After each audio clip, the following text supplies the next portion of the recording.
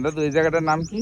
Switch gate, রতনপুরে বসিপুরের মাঝামাঝি 2 পার যাওয়ার জন্য সুইচ গেট তৈরি করা হয়েছিল আগে।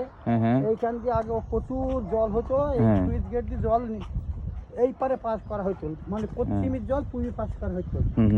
তার জন্য সুইচ গেট আপনারা দেখতে পাচ্ছেন সামনে ওদের মেলা সুইচ গেট আছে, গেট আছে।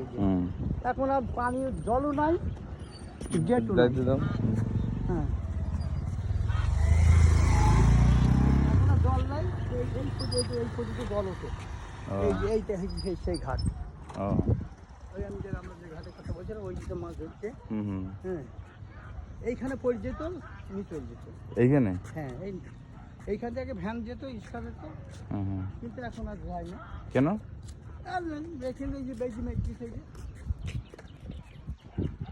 তাই সৌন্দর্য করেছে। তো এই জায়গা পড়তো। হ্যাঁ, এখানে পড়ে গিয়ে স্রোত হতো। এখন তো আর ওই গভীরতা নাই। এখনো গভীরতা আছে, কিন্তু এখনো স্রোত নাই। দেখছো না কোথায় পানি চলে গেছে? ওদের ওইখানে যাবো কেমনে? এই যে আসে।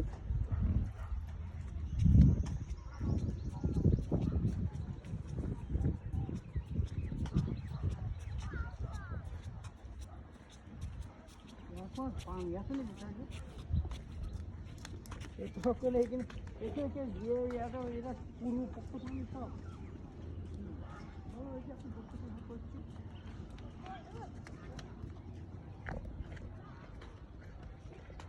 তোমরা যে কাহিনীটা বলছো ওইটা এখন আর নাই, ওগুলা এখন আর নাই।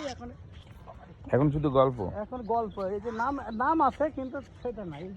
এগুলো তো এইখানে বসে বসে মাছ। এইটা হচ্ছে ভৈরব নদী। এইটাই ভৈরব নদী। এই যে তাহলে তো ভৈরব নদী তো মুই তো এই জায়গায় যদি পানি পাস করার সিস্টেম না থাকে তাহলে তো মিটো না। আর জলই নাই তো, জল তো নাই, ভৈরবই জল নাই।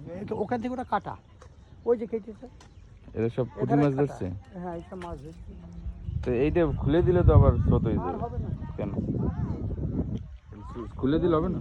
খুলে দিলে তো স্রোত হবে। আর এটা বাঁধা তো কত তা এপার থেকে মানুষ ওপার যায় কিভাবে? ওপারে ওই যে না হেঁটে না, তোমার গাড়ি নিয়ে যদি যাওয়া লাগে। ওই যে তার জন্য ব্রিজ করে রতনপুর। কোথায় ওই পাশে? হ্যাঁ, ওই যে বড় ব্রিজ বললাম না, ওই শিবুরি ব্রিজ। তাই আগে এখান থেকে সাইকেল, রিক্সা, ভ্যান এইগুলো যেত। এইটাকে বলা হয় যে রতনপুরের সুইচ গেট। সুইচ গেট দ মানে গহীন, গভীরতা এখনো আছে গভীরতা। এনারা বলতে পারবে এখানে আগে কি ঘটতো। এই যে যারা মাছ ধরছে আগে কি ঘটতো এখানে, তাই না দাদা?